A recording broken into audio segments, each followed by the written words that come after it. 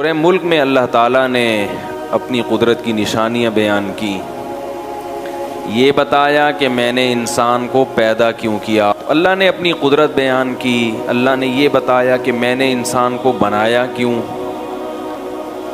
آزمائش کے لیے۔ لیبلوکم، اللہ تمہیں آزمانا چاہتا ہے۔ ایکم احسن عملا، کس کا عمل سب سے اچھا ہے۔ اب آزما کے اللہ چھوڑ نہیں دے گا، جو بھی آزمائش ہوتی ہے اس کے بعد اگر رزلٹ اناؤنس نہ ہو تو اس امتحان کا، اس ایگزام کا کوئی فائدہ، بولو بھائی، نہیں، کوئی فائدہ ہی نہیں۔ بس اللہ تعالیٰ دیکھنا چاہتے ہیں کون اچھا ہے کون برا ہے۔ اللہ کو پتہ چل گیا یہ بہت اچھا ہے اور یہ بہت برا ہے، اس کے بعد مر گئے، ختم ہو گئی کہانی۔ ایسا نہیں ہے۔ فرمایا وَلِلَّذِينَ كَفَرُوا بِرَبِّهِمْ، جو لوگ اپنے پروردگار، اپنے پیدا کرنے والے، اپنے رب کہتے ہیں پالنے والا، جو اپنے پالنے والے کا انکار کریں گے۔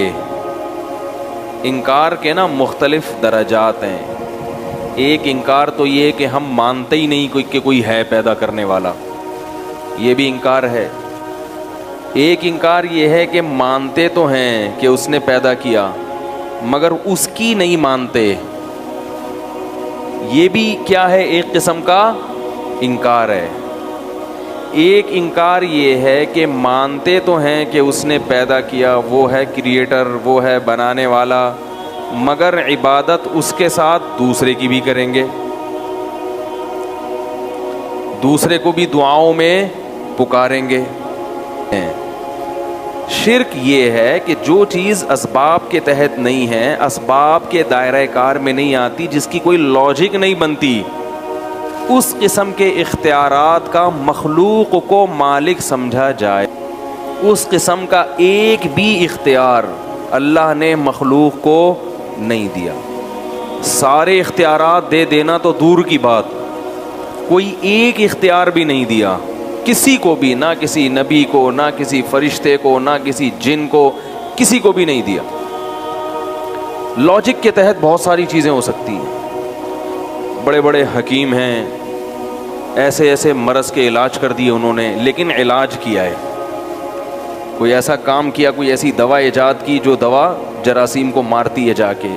علاج کی دو قسمیں، علاج بالضد اور علاج بالمثل۔ بالضد یہ کہ اس کے جراثیم کو مارنے والے جراثیم داخل کی، بالمثل یہ کہ ویسے ہی اسی جیسے حفاظتی ٹیکوں میں وہی جراثیم داخل کر دیے جاتے ہیں تاکہ جسم میں فائٹ کی صلاحیت بڑھے۔ تو یہ سب چیزیں ایسی ہیں جن کی کوئی لاجک ہے، لاجک سے ہٹ کے کام یہ اللہ کے سوا کوئی بھی نہیں کرتا۔ لاجک سے ہٹ کے کیسے ہوتے ہیں کام، یہ مضمون کئی دفعہ پہلے بیان کر چکا ہوں، لیکن توحید ایک ایسی چیز ہے کہ اس پہ اگر 100 دفعہ بھی بیان ہو جائے تو وہ کم ہے، کیونکہ یہ ہمارے مذہب کے بنیادی عقیدوں میں سے ایک عقیدہ ہے۔ اگر آپ کو توحید سمجھ میں ہی نہیں آئے گی کہ توحید کہتے کس کو ہیں، تو ایمان کا پہلا اسٹیپ ہی گیا، پہلی سیڑھی پہ قدم ہی نہیں رکھا آپ نے۔ تو اللہ کے ساتھ عبادت میں کسی کو شریک کرنا، یہ کیا ہے، شرک۔ اب اس کا ایک علمی انداز ہے کہ عبادت کی 3 قسمیں، عبادت کی 4 قسمیں، صحیح ہے نا، میں اس انداز سے بیان نہیں کرتا کیونکہ عوام کی سمجھ سے وہ کیا ہے، بالاتر ہے، جو ہمارے مدارس میں جو سمجھانے کا انداز ہے۔ میں اس قسم پہ بات کرتا ہوں، اس شرک پہ جو مارکیٹ میں سب سے زیادہ چل رہا ہے۔ وہ چھوٹ جائے گا تو باقی خود بخود چھوٹ جائیں گے، چاہے درجنوں قسمیں ہوں۔ مارکیٹ میں جو شرک سب سے زیادہ اویلیبل ہے اس وقت، جو بہت سستا ہو گیا ہے، وہ ہے غیر اللہ کو پکار میں اللہ کے ساتھ شریک کرنا، دعا مانگنا غیر اللہ سے، غیر اللہ کو حاجات کے لیے پکارنا۔ غیر اللہ تو سمجھتے ہیں نا، اللہ کے سوا جو بھی ہے وہ سب غیر میں داخل ہے، اللہ کے علاوہ جو کچھ ہے وہ کیا ہے، غیر اللہ، فرشتہ ہو، ولی ہو، نبی ہو، بزرگ ہوں، کوئی بھی ہو۔ تو پکارنا اب یہ جو پکارنے کا لفظ جب ہم استعمال کرتے ہیں کہ اللہ کے علاوہ کسی اور کو پکارنا شرک ہے، پہلے تو اس کی دلیل کیا ہے؟ قرآن کی آیت ہے لا تدعو مع اللہ احدا، ایک جگہ فرمایا الہا آخر، اللہ کے سوا کسی دوسرے معبود کو مت پکارو۔ اس پہ تو لوگ تعویل کر سکتے ہیں کہ ہم جس کو پکارتے ہیں وہ معبود نہیں ہے، ہم تو نبی کو پکار رہے ہیں، ہم تو کسی جن کو پکار رہے ہیں۔ تو اصل میں بتانا یہ مقصد ہے کہ جس کو پکار رہے ہو نا تم نے اس کو معبود بنا لیا، لہذا اس پر اللہ معبود کا لفظ خود صادق کر رہے ہیں۔ چلو یہ پیچیدہ اگر ہو رہی ہے تو اس سے بھی آسان آیت قرآن کی لا تدعو مع اللہ احدا، اللہ کے ساتھ کسی اور کو مت پکارو، یہاں تو معبود کا لفظ بھی نہیں ہے۔ تو اس سے کیا پتہ چلا میرے بھائی کہ اللہ کے علاوہ کسی اور کو پکارنا یہ کیا ہے؟ شرک ہے۔ سمجھ میں آ گئی؟ لیکن ہر قسم کی پکار شرک نہیں ہے۔ اس آیت کا یہ مطلب نہیں کہ کیونکہ ہم تو صبح و شام پکارتے ہیں، او بھائی ادھر آنا، ذرا پکار لیا نا، اس سے پتہ چلتا ہے کہ اس سے میں ہر قسم کی پکار داخل نہیں ہے، بلکہ مدد کے لیے پکارنا کیا ہے؟ شرک ہے۔ مدد کے لیے پکارنا کیا ہے؟ شرک۔ اب پھر ایک سوال پیدا ہوگا کہ بھائی مدد کے لیے بھی ہم دن اور رات پکارتے ہیں، بھائی میری مدد کرو یار، ہیں بھائی کہتے ہیں نا یار میری مدد کرو یار، پیسے نہیں ہیں میرے پاس، بچہ بیمار ہے گھر میں۔ مدد کے لیے پکارنا یہ بہت اہم چیز ہے کہ کس قسم کی عمومی مدد کے لیے پکارنا شرک نہیں ہے۔ ایسا نہیں کہ جو بھی جس کو مدد کے لیے پکارے گا وہ کافر ہو جائے گا۔ ایسے تو ہم ہیلپ لائن کا مطلب ہی مدد، ہیلپ کا مطلب کیا ہے؟ مدد کریں۔ ہیلپ لائن پہ فون کریں آپ تو مدد ہی کے لیے وہ نمبر دیا گیا ہے۔ تو پتہ یہ چلا کہ بھائی ہر قسم کی پکار بھی شرک نہیں ہے اور ہر قسم کی مدد کے لیے پکارنا بھی شرک نہیں ہے۔ تو ایسی پکار پھر کون سی پکار شرک ہے؟ تو جب بھی کوئی کہا کرے نا آپ سے کوئی بھی کہ غیر اللہ کو پکارنا شرک نہیں ہے، تو اس سے پوچھا کرو پھر کون سی پکار شرک ہے کون سی نہیں۔ قرآن کی آیت کا آپ ہمیں مطلب بتا دو تو ہم اپنا والا مطلب چھوڑ دیں گے، آپ کا والا مطلب لے لیں گے۔ لیکن نہ تو آپ اس آیت کا کوئی مطلب ہمیں بتاتے ہو اور نہ پھر اس مطلب کو مانتے ہو جو ہم بیان کر رہے ہیں، تو پھر اس آیت کا تو یہ تو لغو ہو گئی نا، اس کا تو کوئی مفہوم بنا ہی نہیں بھائی۔ کیا خیال ہے؟ وہ کہتے ہیں نا غیر اللہ کو پکارنا اگر شرک ہے تو تم بھی تو پکارتے ہو، تم بھی تو پکارتے ہو۔ تو آپ کہیں کہ آپ بتا دو پھر اس آیت کا صحیح مطلب کیا ہے، کون سی پکار شرک ہے اور کون سی پکار شرک نہیں ہے۔ ہم ایک مطلب بیان کر رہے ہیں جو قرآن و حدیث سے ثابت ہے، اگر آپ کو وہ سمجھ میں نہیں آتا تو پھر آپ بتا دیں۔ تو نہ آپ بتا رہے ہیں نہ ہمیں بتانے دے رہے ہیں، پھر اس آیت کی تو اس کا مطلب ہے 1400 سال میں کوئی تشریح ہوئی نہیں، یہ مطلب کیا ہوا پھر اس کا؟ تو آپ اگر نہیں بتاتے تو پھر ہم بتاتے ہیں۔ وہ یہ ہے کہ مدد کے لیے پکارنے کی دو قسمیں ہیں، ایک حرام اور ایک جائز، ایک شرک اور ایک شرک نہیں ہے، دو قسمیں۔ ایک مدد وہ ہوتی ہے جو کسی لاجک کے تحت آپ کی مدد کرے گا، جس کو آپ بلا رہے ہیں مدد کے لیے۔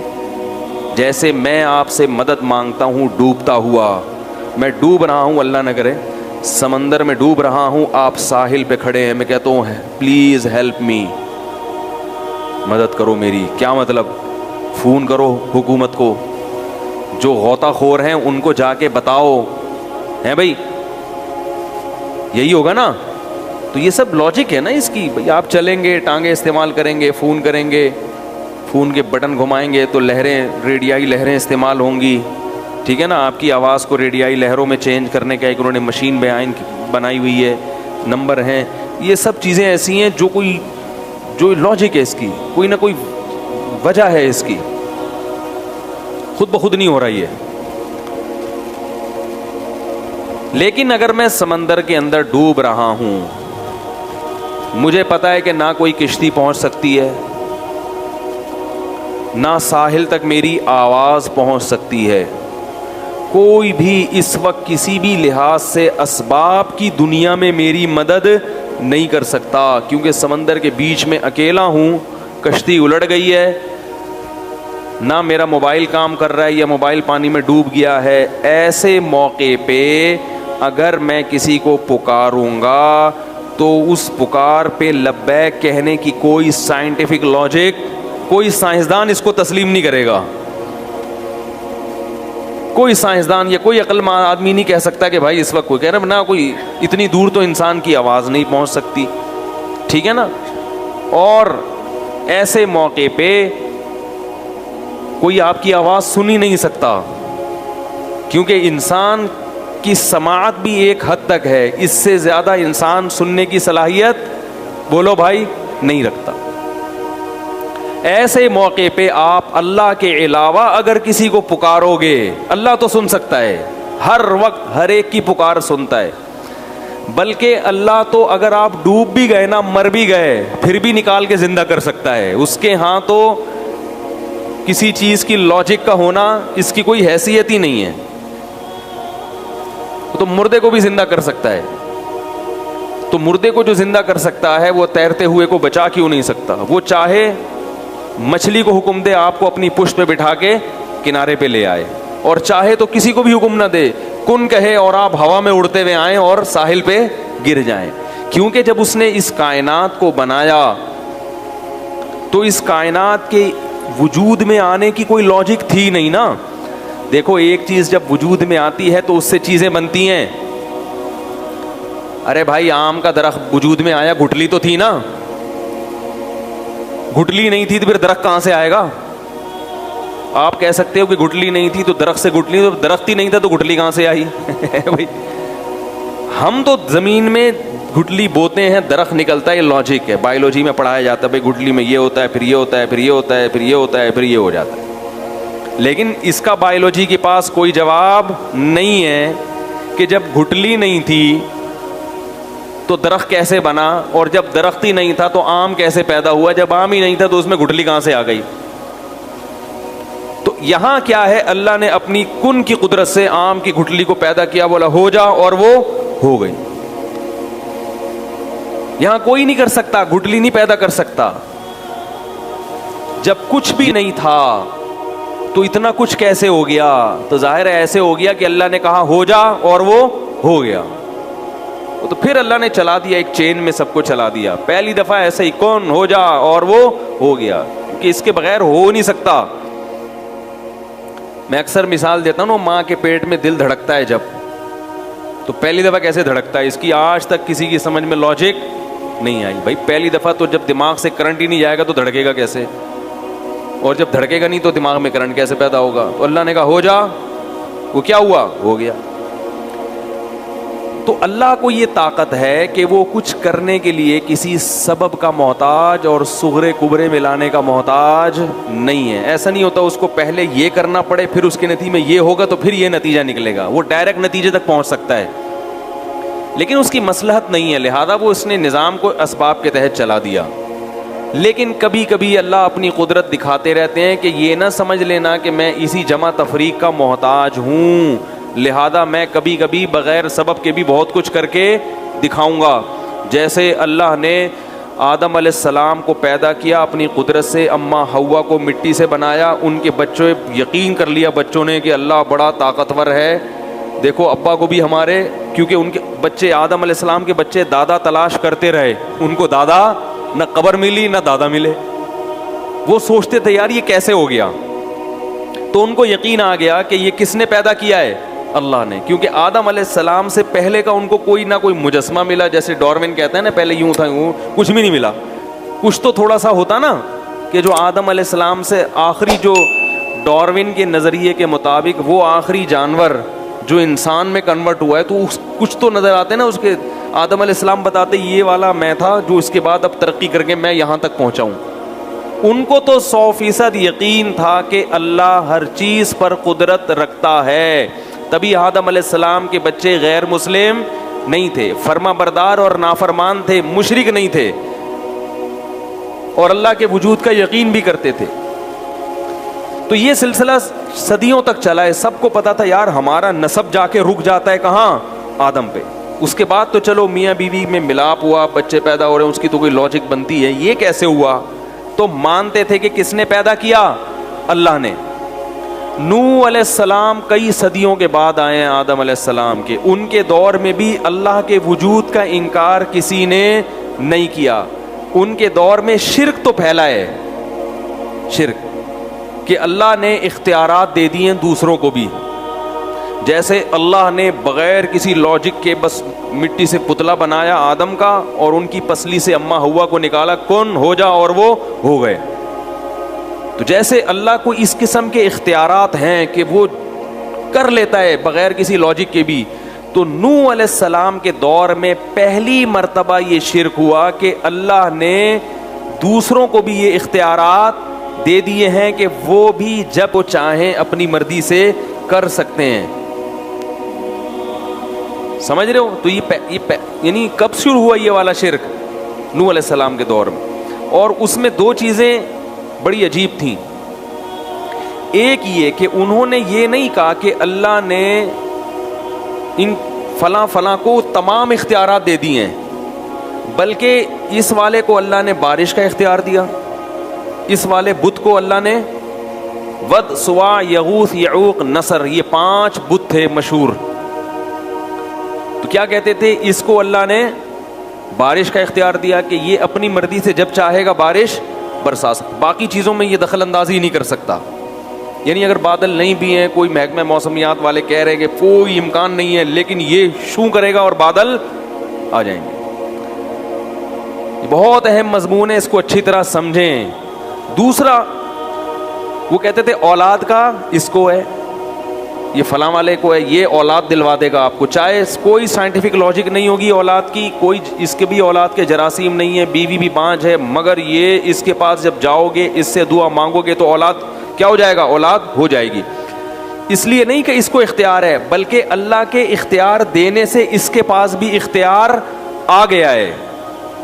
کیونکہ اتنی سینس ان میں بھی تھی کہ یہ پتھر کے بنے ہوئے بت یہ تو تھے ہی نہیں, یہ کیا کر سکتے ہیں, یہ تو ہم نے بنائے ہیں اپنے ہاتھوں سے. لیکن وہ یہ کہتے تھے کہ ان کو گاڈ گفٹڈ صلاحیتیں ان کے اندر. پھر ان پر جب اشکال ہوتا کہ یہ تو کچھ نہیں کر سکتے, تو کہتے یہ نہیں کر سکتے, مگر اللہ تو ان کو اختیار دے سکتا ہے نا بھائی, اللہ تو سب کچھ کر سکتا ہے, تو اللہ نے ان کو اختیارات دے دیے ہیں. تو 5 بڑے بڑے بت تھے, ود, سوا, یغوث, یعوق اور نصر, جن کا قرآن میں تذکرہ ہے. اور آپ تفسیر کی کتابیں اٹھا کے دیکھیں. اب سوال پیدا ہوتا ہے کہ ان مسٹنڈوں کو, یہ جو بت ہیں ان کو میں مسٹنڈا کہہ رہا ہوں, ان بتوں کو, ان مسٹنڈوں کو کیوں دیے اللہ نے؟ اگر دینے ہی تھے تو آپ کو دیتا, ان کو دیتا, یہ بتوں کو کیوں دیے؟ تو کہتے تھے اصل میں یہ بڑے بڑے بزرگوں کی مورتیاں ہیں, تو ان بزرگوں سے خوش ہو کے اللہ نے ان بزرگوں کو دیے ہیں. اب اگر کہو ان بزرگوں کو کیوں دیے, تو آپ کہیں گے جب اللہ اپنی عطا سے کسی کو دے رہا ہے تو آپ کون ہوتے ہیں اس پہ پابندی لگانے والے. یہ میں اس لیے تمام چیزیں دہرا رہا ہوں کہ بالکل یہی سٹائل ہے آج شرک کو معاشرے میں پھیلانے کا, کہ اگر اللہ اپنے نبی کو کچھ اختیارات دینا چاہ رہا ہے تو ان وہابیوں کے پیٹ میں مروڑ کیوں ہوتا ہے. بات آ رہی ہے سمجھ میں؟ پبلک کو کیوں؟ جب اللہ اپنے محبوب, اپنے حبیب سید الانبیاء, یا ان کو اگر اللہ اپنے اختیار سے اختیارات دے رہا ہے تو لوگوں کو اس پہ اشکال کیوں ہو رہا ہے؟ بات آئی سمجھ میں؟ تو نوح علیہ السلام اسی شرک کی نفی کے لیے دنیا میں آئے تھے کہ اللہ جس سے خوش ہوتا ہے اسے جنت تو دیتا ہے, اسے دنیا میں اعلیٰ مقام تو دیتا ہے, اسے لوگوں کا مقتدا اور رہبر تو بناتا ہے, اسے نیک صالح اولاد تو دیتا ہے, مگر اپنے اختیارات میں اس کو شرکت نہیں دیتا. یہی تو شرک ہے جس کی نفی الحم سے لے کے والناس تک قرآن میں ہے کہ اللہ کسی کو ایسا پروٹوکول نہیں دیتا. اور اسی کو اللہ نے اپنے ساتھ الوہیت میں شرک قرار دیا, معبودیت میں, کہ مجھے میرے جیسا معبود کیوں تراش لیا تم نے, حالانکہ وہ مانتے تھے کہ یہ اللہ جیسے نہیں ہے. ہندو بھی ان بتوں کو ویسا بھگوان نہیں سمجھتے جیسا وہ آسمان پہ بیٹھے ہوئے خدا کو بھگوان کہتے ہیں, یہ ویسا نہیں ہے, لیکن اس نے ان کو کیا دیے ہوئے ہیں؟ اختیار دیے ہوئے ہیں. بات آ رہی ہے سمجھ میں؟ تو اللہ نے کسی کو بھی اسباب سے ہٹ کے کسی بھی قسم کا کوئی بھی اختیار بولو بھائی نہیں دیا. اسی شرک کی نفی کے لیے قرآن آیا ہے اور انبیاء آئے ہیں. تو نوح علیہ السلام کی قوم نے بزرگوں کے مرنے کے بعد ان کی مورتیاں بنا لی. بولا کہ چونکہ اللہ ان بزرگوں سے خوش تھا تو ان کی مورتیوں کے سامنے جھکو گے, ان سے مرادیں مانگو گے تو یہ اللہ کی عطا سے ہمیں دیں گے, خود نہیں دیں گے, اللہ کی عطا سے. اللہ نے ان کو اختیار دیا تو یہ ہمیں کیا دیں گے, اس اختیار سے ہمیں دیں گے. اب اس پر ایک اشکال ہوتا ہے, کہ ہم تو دیکھتے ہیں کہ بزرگوں اور پیغمبروں کے ہاتھ پہ بہت سی ایسی چیزیں صادر ہوئی ہیں جس کی کوئی سائنٹیفک لاجک نہیں ہے. بہت سے لوگ کہتے ہیں کہ بھئی دیکھو اللہ نے اختیارات تو دیے ہیں نا, موسیٰ علیہ السلام لاٹھی کو سانپ بنا دیتے تھے, اس کی کوئی لاجک ہے؟ ہمارے نبی صلی اللہ علیہ وسلم کے پاس مشرکین آئے, چاند کے 2 ٹکڑے کرو, آپ نے ایسے کیے اور 2 ٹکڑے کر دیے, کوئی لاجک ہے اس کی؟ اور پھر وہ چاند آپس میں جڑ بھی گئے. صحابہ پیاسے تھے, پانی میں آپ صلی اللہ علیہ وسلم نے ہاتھ ڈالا اور پانی ابلنا شروع ہو گیا. کی الگ تہذیب ہے. خیر بات کہاں سے کہاں چلی گئی. تو عیسیٰ علیہ السلام مردے کو کیا کہتے تھے؟ قم باذن اللہ, اللہ کے حکم سے کھڑا ہو جا. تو کہتے ہیں دیکھو اللہ کی عطا سے حضرت عیسیٰ بھی مردوں کو زندہ کر رہے ہیں, ہمارے نبی بھی اللہ کی عطا سے چاند کے 2 ٹکڑے کر رہے ہیں. تو جو نبی اللہ کی عطا سے چاند کے 2 ٹکڑے کر سکتا ہے, جو نبی اللہ کی عطا سے مردوں کو زندہ کر سکتا ہے, اس نبی کو اگر ہم یہاں سے بیٹھ کے پکاریں کہ ہماری حاجت سن لیں تو وہ اللہ کی عطا سے سن بھی سکتا ہے, اور وہ نبی اللہ کی عطا سے ہماری وہ حاجت پوری کر بھی سکتے ہیں. نہیں آئی بات سمجھ؟ تو ہم اگر پکار رہے ہیں تو ہم اللہ کی عطا سے یہ تصور کر کے, تو اس لیے قرآن نے جو کہا ہے کہ غیر اللہ کو مت پکارو, تو اس سے وہ پکار مراد ہے جو اللہ کی عطا کے بغیر والی پکارو. ایک ہوتا ہے کسی کے ہاتھ پہ کوئی کام صادر کر دینا, اور ایک ہوتا ہے کسی کو اس کا اختیار دے دینا. اختیار دینے کا مطلب کیا ہے؟ اور آسان مثال دیتا ہوں کہ اختیار دینا کیا ہوتا ہے اور کام لینا کیا ہوتا ہے. دیکھو آپ لوگ جاتے ہیں نا اکثر کوئی ڈاکومنٹ تیار کرنے ہوتے ہیں, اسٹیمپ پیپر, تو منشی صاحب کے پاس جاتے ہیں, وہ ڈی سی آفس کے باہر لوگ بیٹھے ہوئے ہوتے ہیں, پیپر. آپ کیا کرتے ہیں, اب تو ٹائپنگ شروع ہو گئی, پہلے قلم سے لکھتے تھے. آپ کہتے ہیں بھائی میرا فلاں کے ساتھ لین دین ہے, اس کو کے ڈاکومنٹس تیار کرنے ہیں, آپ اس کو کیا کریں, لکھیں. تو آپ نے اس کو اختیار دیا کہ یہ چیز آپ لکھیں. وہ لکھتا خود نہیں ہے, قلم سے مدد لیتا ہے, وہ قلم کے ذریعے لکھتا ہے. تو اختیار کس کے پاس ہے لکھنے کا؟ رائٹر کے پاس, کاتب کے پاس. کام کس سے لے رہا ہے وہ؟ قلم سے. قلم کو اختیار نہیں دیا. اگر قلم کو اختیار دیا ہوتا تو آپ قلم کے پاس جا کے کہتے کہ لکھو, اور قلم خود اٹھ کے گھومنا شروع کر دیتا. قلم کاتب کے ہاتھ میں ایسا ہوتا ہے کہ اس کی اپنی کوئی حیثیت نہیں ہوتی. کاتب جدھر کو گھمائے گا قلم وہاں گھومے گا. اور اختیار کس کے پاس ہے؟ طاقت کس کے پاس ہے؟ کاتب کے پاس. تو یاد رکھو پیغمبروں کے جتنے معجزے ہیں اس میں کسی بھی کام کا پیغمبر کو اختیار نہیں دیا جاتا. پیغمبر کی انگلی سے, پیغمبر کے ہاتھ سے کام لیا جاتا ہے. کام کرنے والا کون ہوتا ہے؟ اللہ. اور 100% اختیار کس کے پاس ہوتا ہے؟ اللہ کے پاس ہوتا ہے. جب مشرکین ہمارے نبی کے پاس آئے کہ چاند کے 2 ٹکڑے کریں, تو اللہ نے ہمارے نبی کو وحی کی کہ آپ اشارہ کریں, ٹکڑے میں کر دوں گا. یہی وجہ ہے کہ جب بھی مشرکین آ کے مطالبہ کرتے تھے معجزے کا, تو نبی ہر دفعہ ان کا مطالبہ پورا نہیں کرتے تھے, بلکہ کہتے تھے کہ میں یہ کام نہیں کر سکتا. جب اللہ نے کر دیا تو کر دیا, جب نہیں کیا تو آپ نے کیا فرمایا؟ نہیں.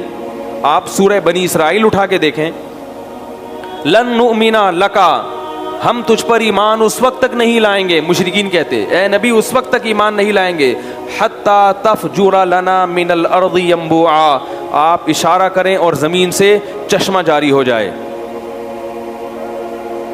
او تکون لک جنت من نخیل وعنب, اشارہ کریں ایک باغ کھجور کا اور ایک انگور کا پیدا کریں. یہ مطالبہ کون کر رہا ہے؟ بولو بھائی مشرکین، اور کس سے؟ نبی سے. اور اس کا تذکرہ کہاں ہے؟ قرآن میں. یہ سارے مطالبے ہو رہے ہیں نا کہ یہ کریں آپ. اور یکون لک بیت من زخرف، ایک گھر ہونا چاہیے سونے کا. اشارہ کریں ادھر سونے کا گھر بن جائے. او ترقی فی السماء، ابھی ہمارے سامنے آسمان پہ جائیں. ہم کہتے ہیں نبی آسمان پہ گئے ہیں، یہ معجزہ تھا. لے جانے والا کون ہے؟ اللہ. اسباب کی دنیا میں اپنے اختیار سے انسان اتنی اوپر نہیں جا سکتا. ممکن مر جائے گا نا انسان ہے، آکسیجن بھی نہیں ہے، اور اتنی طرف. یہ اللہ کی قدرت تھی کہ اپنے حبیب کو 7ویں آسمان پہ لے گیا. تبھی اس میں کوئی اعتراض بھی نہیں ہے، اشکال بھی نہیں، بھئی اللہ سب کچھ کر سکتا ہے. تو او ترقی فی السماء، آسمان پہ جائیں.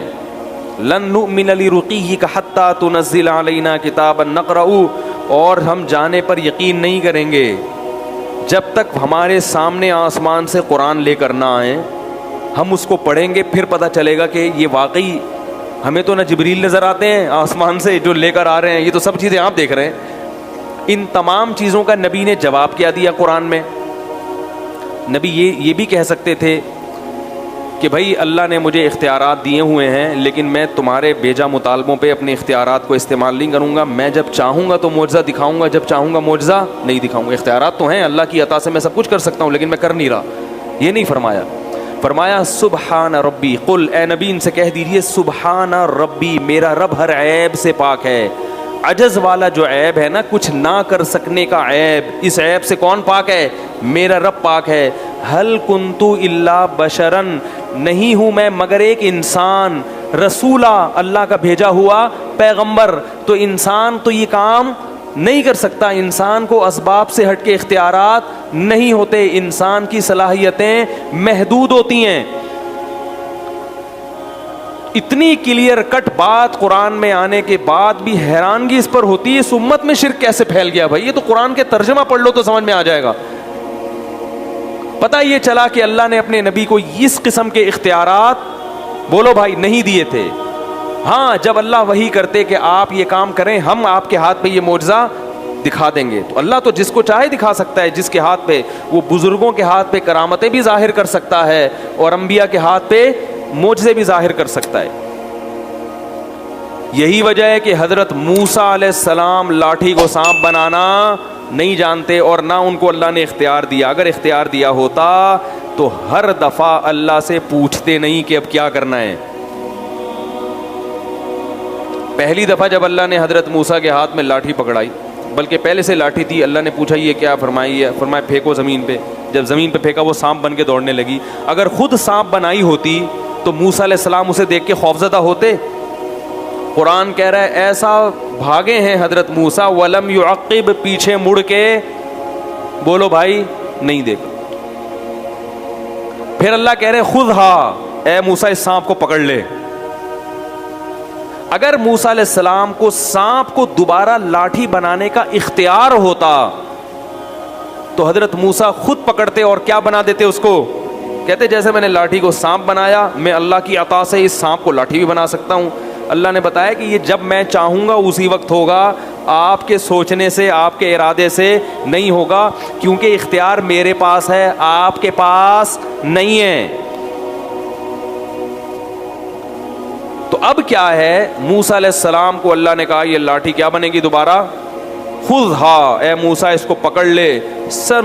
سنعیدھا سیرتھا الاولی، ہم وعدہ کرتے ہیں عن قریب. سا کا مطلب یہ وعدے کے لیے آتا ہے. عن قریب ہم یہ کریں گے، اس کو واپس لاٹھی بنا دیں گے. پھر موسیٰ علیہ السلام نے پکڑا، اچھا اللہ اب اطمینان ہوگی. اگر حضرت موسیٰ کے پاس اختیارات ہوتے تو جب آگے دریا ہے، ٹھاٹھیں مارتی ہوئی موجیں ہیں، اور پیچھے کون ہے؟ فرعون.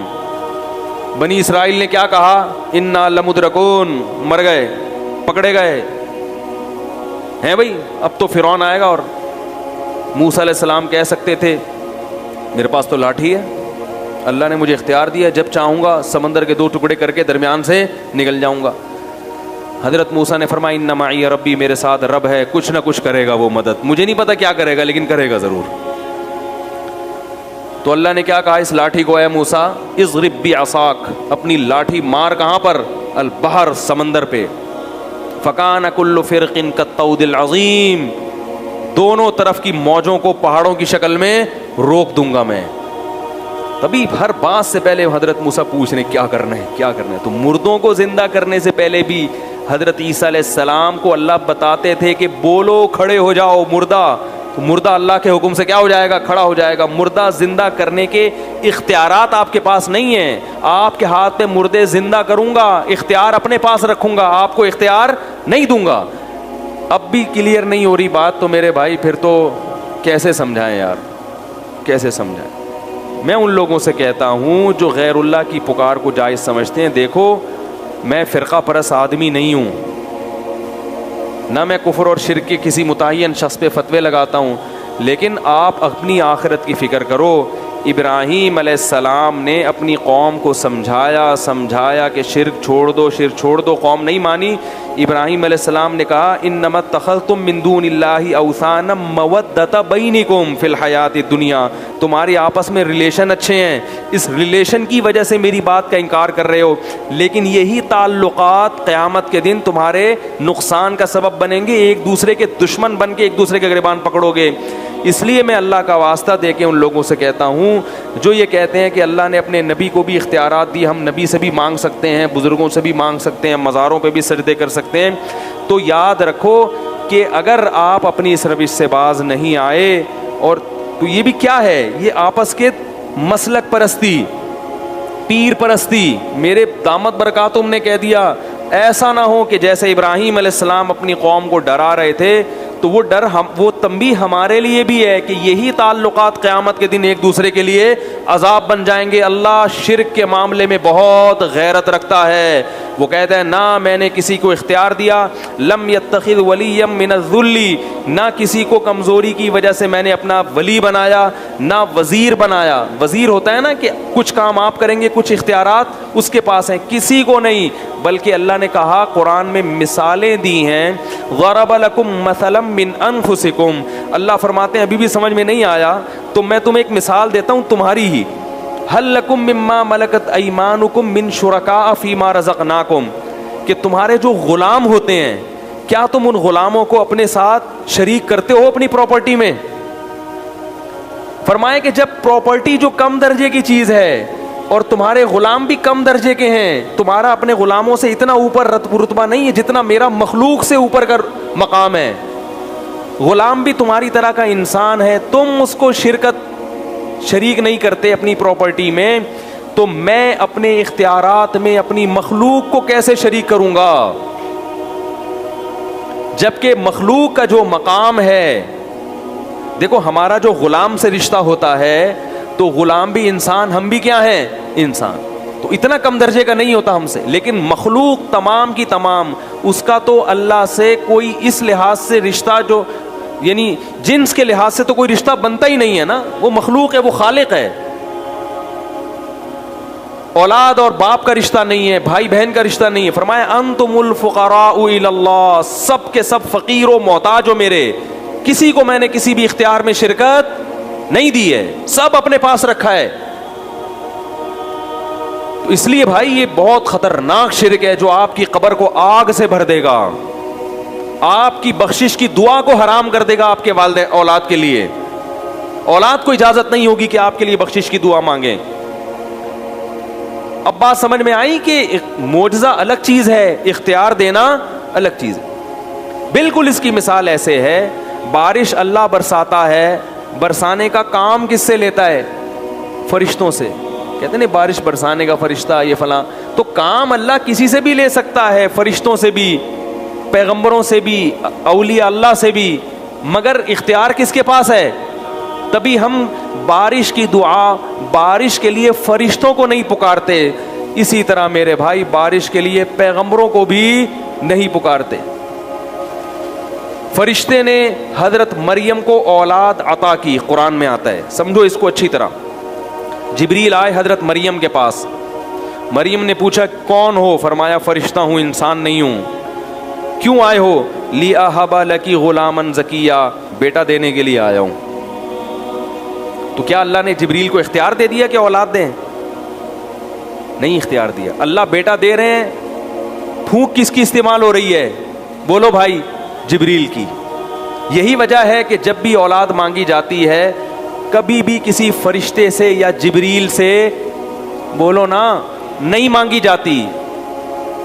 تو اگر آپ یہ دلائل دیتے ہو کہ اللہ کے نبی نے چاند کے 2 ٹکڑے کیے اور یہ کیا, یہ معجزہ دکھایا, تو ہم اللہ کے نبی سے مانگتے ہیں, تو پھر اولاد کس سے مانگنی چاہیے؟ جبریل سے. وہ تو قرآن میں آتا ہے کہ انہوں نے حضرت مریم کو بغیر باپ کے اولاد دی. تو جو بغیر شوہر کے اب کسی عورت کو اولاد دے سکتے ہیں تو میاں بیوی کو کیوں نہیں دے سکتے پھر وہ؟ یہاں تو شوہر بھی ہے اور بیوی بھی ہے اور دونوں صحت مند ہیں, پھر جبریل سے کیوں نہیں مانگتے؟ اسی لیے نہیں مانگتے, ہمیں پتا ہے کہ حضرت مریم کے اولاد کا ہو جانا جبریل کی قدرت کی دلیل نہیں ہے, یہ اللہ کی قدرت کی دلیل ہے. اور اس سے یہ بھی پتا چلا کہ یہ جو نسبت ہے کہ میں تمہیں اولاد دے رہا ہوں, یہ نسبت حقیقی نہیں ہے, مجازی ہے.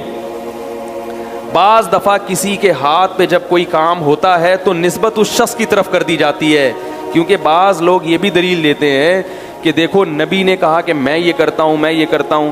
حضرت عیسیٰ نے کہا ابریح الاکمہ, میں کوڑ کے مریضوں کو اور مادرزاد نابیناؤں کو میں شفا دیتا ہوں.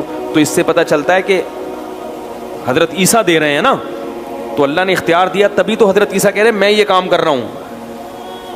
اس کا جواب سمجھیں کہ بعض دفعہ ایسے ہوتا ہے, اس کو کہتے ہیں نسبت مجازی.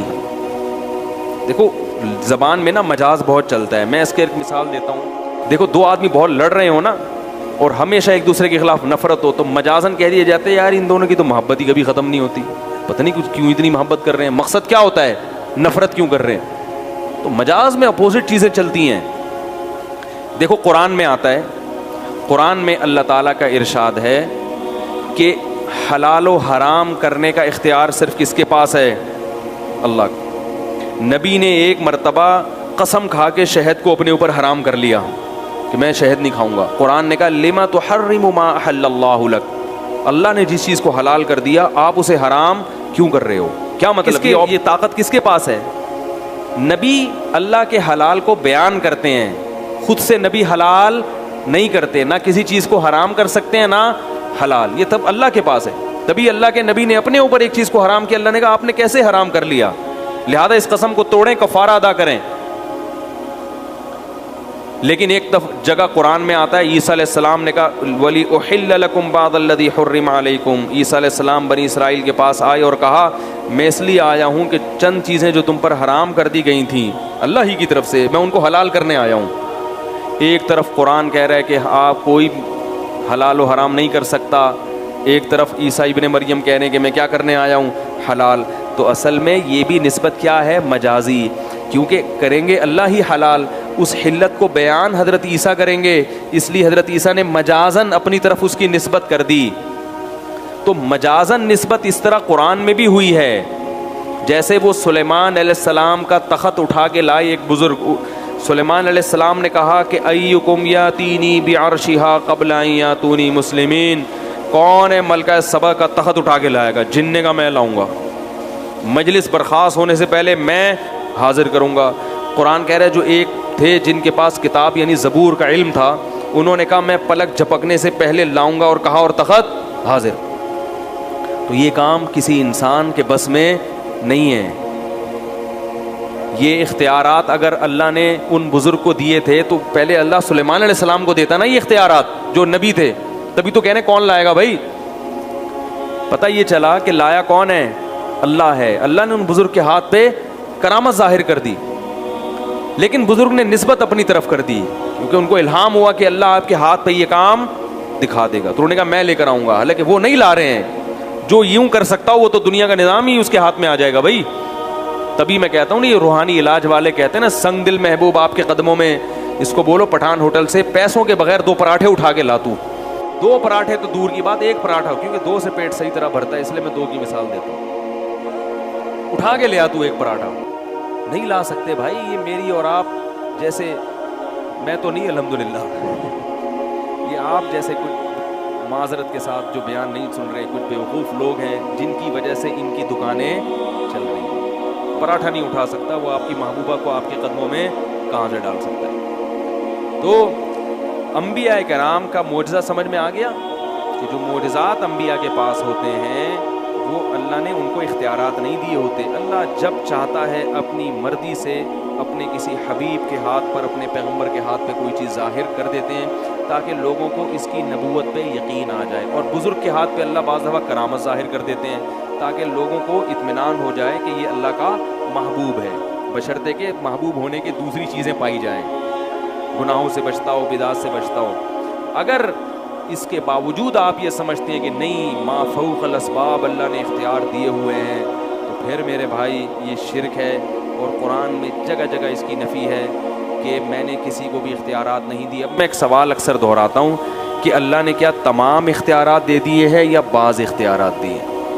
اگر اللہ نے تمام چیزوں کے اختیارات دے دیے ہیں تو پھر ہم کب اللہ کو مانگیں, اللہ سے مانگیں, اور کب اللہ کے نبی سے مانگیں؟ سب اختیارات دیے ہیں تو پھر ہم کون سی چیز میں اللہ کو پکاریں اور کون سی چیز میں نبی کو؟ یا ساری زندگی اگر نبی ہی کو پکارتے رہیں, اللہ کو نہ پکاریں, تو یہ کوئی برا کام ہوگا یا اچھا کام ہوگا؟ اس کا جواب دیں.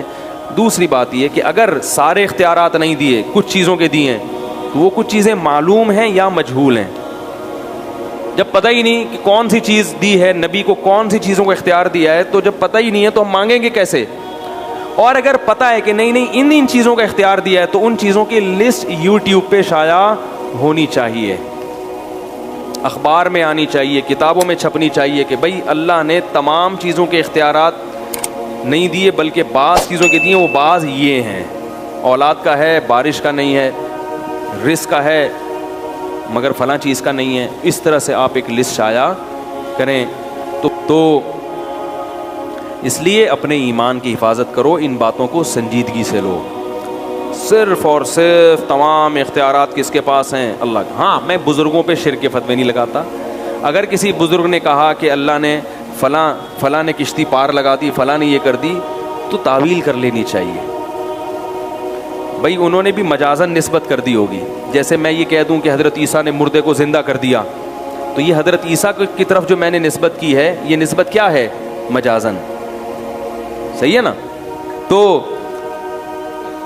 یہ تعویل جو ہے نا, تعویل شرک کے معاملے میں, کسی پہ کفر کا فتویٰ لگانے کے معاملے میں علماء نے ایک اصول بیان کیا ہے کہ 99 مطلب نکلتے ہوں کسی بات کے, 99 مطلب سے وہ کافر نکل رہا ہو, اور ایک اس کے بعد کی ایسی تعویل ممکن ہو جس سے اس پہ کفر کا فتویٰ نہ لگ رہا ہو. تو جو آدمی کھلے عام شرک کا پرچار کر رہا ہو اور وہ کہے کہ میں مانتا ہوں یہ مجازی نہیں ہے, وہ خود اپنی بات کی تعویل کرنے کے لیے تیار نہ ہو, تو پھر اس کی تعویل نہیں کی جائے گی. بعض لوگ ایسے بھی ہیں جو کہتے ہیں نہیں بھائی ہم مانتے ہیں کہ ان کو اللہ نے اختیار دیا, یہ جب چاہے بیٹھے بیٹھے کر سکتے ہیں, ان کو پورا مکمل اختیار دیا, تو پھر اس کی تعویل, بھائی پھر تعویل کرو گے تو پھر اس آیت کا مطلب ہی نہیں نکلے گا نا کوئی, کہ اسلام کا ایک محدود دائرہ ہے, کچھ مخصوص عقائد ہیں, ان عقائد کے اگر اختیار کرو گے تو دائرہ اسلام میں آ جاؤ گے, ان عقائد کو اگر اختیار نہیں کرو گے تو دائرہ اسلام میں نہیں آؤ گے. اور اس کی بنیادی اور پہلی سیڑھی کیا ہے؟ کلمہ توحید. اور توحید کا میں جو رکن اعظم ہے, اللہ کے سوا کسی کو پکارنا نہیں ہے, یہ والی پکار جس پہ میں نے تفصیلی بیان کیا. اللہ تعالی ہم سب کو سمجھنے کی, عمل کرنے کی توفیق عطا فرمائے. لائیو ویڈیو کو کبھی بھی مس نہیں کرنا چاہتے ہیں تو سبسکرائب کرنے کے بعد بیل آئیکن پہ کلک کرنا مت بھولیں. جزاک اللہ.